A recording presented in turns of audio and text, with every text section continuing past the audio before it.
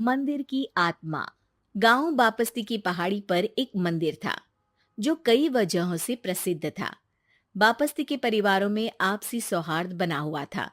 इसकी वजह उस मंदिर को ही बताया जाता है। अरे ओ विमला, ये इस मंदिर की कहानी क्या है रे?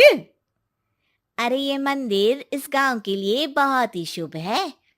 अरे शुभ तो है, तो फिर भी लोग इस मंदिर से दूर क्यों रहते हैं? ये इतना वीरान क्यों रहता है? अरे बड़े बुजुर्ग कहते हैं कि मंदिर में आत्माओं का राज है, जो लोगों की मदद करते हैं, लेकिन मंदिर से सभी को दूर भी रखते हैं। अरे ये कैसी आत्माएं हैं जो लोगों की मदद भी करते हैं और लोगों को मंदिर से दूर भी रखते हैं? अरे यही चलता आया है यहाँ पर, इसीलिए कोई कुछ बोलता नहीं, क्योंकि जिसके घर में कोई भी परेशानी होती है तो बताते हैं कि इस मंदिर से उन्हें मदद मिलती है। अरे वाह, ये तो अच्छी बात है। तभी इस गांव में इतनी खुशहाली दिखती है। तभी बाहर किसी की चीखने चिल्लाने की आवाज आती है। दोनों बाहर निकलती हैं तो देखती हैं कि गांव के एक बुजुर्ग रो रहे हैं, क्योंकि शहर से उन्हें कोई बुरी खबर मिली है। अरे क्या हुआ चच्चा, रो क्यों रहे हो आप? हाँ चाचा, बताओ ना, हुआ क्या? अरे क्या बताऊं बेटे। मेरा बेटा शहर गया हुआ था कमाने, लेकिन आज खबर मिली है कि उसका एक्सीडेंट हो गया। वो अस्पताल में भर्ती है। अरे तो इसमें परेशान होने की क्या बात है चाचा, जाओ शहर और बेटे का इलाज करवाओ। हाँ चाचा, विमला सही कह रही है। आप शहर जाओ और इलाज करवाओ। अरे कैसे इलाज करवाऊं, अभी पैसे नहीं है और शहर के अस्पतालों में इलाज का खर्चा लाखों में आता है। अरे चाचा, भगवान पर भरोसा रखो, कहीं ना कहीं से मदद जरूर मिल जाएगी। बस आज का दिन कैसे भी काट लो। अरे अब तो बेटा थोड़ा समय काटना भी मुश्किल होता जा रहा है। देख कमला, तू ही समझा चाचा को। अरे पैसों का कहीं ना कहीं से इंतजाम तो जरूर हो जाएगा। अरे चच्चा, जब विमला कह रही है तो थोड़ा उस पर भी भरोसा रखो। चलो आपको घर छोड़कर आ जाती हूँ। उसके बाद कमला उन बुजुर्ग को लेकर चली जाती है और विमला मंदिर की ओर चली जाती है। विमला मंदिर की सीढ़ियों पर चढ़ते हुए दूर से नजर आती है। उसके बाद वो आंखों से ओझल हो जाती है। उसी रात उस बुजुर्ग के घर के बाहर एक थैला रखा हुआ मिला। बुजुर्ग उस थैले को देखते ही चौंक पड़ा, क्योंकि उसमें 5 लाख रुपए रखे हुए थे। वो बुजुर्ग सुबह दौड़ा दौड़ा गांव के दूसरे बुजुर्गों के पास गया। और मंगल भाई सुनो, मेरे घर के बाहर ये पैसों से भरा बैग रखा हुआ मिला है। अरे किसका है ये भाई? अरे भैया, मुझे क्या पता। तभी उधर से कमला और विमला निकलती हैं।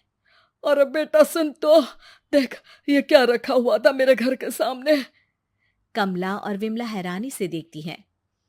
अरे वाह, देख विमला, तूने कहा था ना कोई मदद जरूर करेगा। अरे भगवान सबकी मदद करते हैं, ये पैसों की मदद भी भगवान ने ही भेजी है। और क्या। अब चच्चा सोच क्या रहे हो, शहर जाओ और बेटे का इलाज करवाओ। ठीक है बेटियों, जो तुम कहो। चलो निकलता हूँ शहर बेटे का इलाज करवाने के लिए। अरे विमला, एक बात तो बता, ये इन्हें मिले तो कैसे मिले पैसे?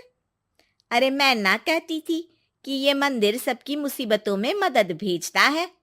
अरे वाकई बड़ी पुण्य आत्मा है मंदिर में। सो तो है, लेकिन उनके बारे में लोगों को कम ही पता है। अच्छा, और तुम्हें क्या पता है? अ, जितना पता था वो तो बता दिया। ना रे ना, मैं नहीं मानती। तू कुछ तो छिपा रही है। अरे कुछ ना छिपा रही, जो पता था वो बता दिया। मंदिर से लोगों को मदद मिलती है, बस इतना ही पता है। ठीक है बाबा, अब नहीं पूछूंगी। इसके बाद उसी रात कमला चुपचाप अपने कमरे से निकलती है और मंदिर की ओर चल पड़ती है। कमला धीरे धीरे मंदिर के दरवाजे पर पहुंचती है। अंदर से हल्की हल्की रोशनी आ रही थी। इसके बाद जो वो देखती है वो हैरान रह जाती है। कमला इसके बाद तेजी से वापस लौट आती है।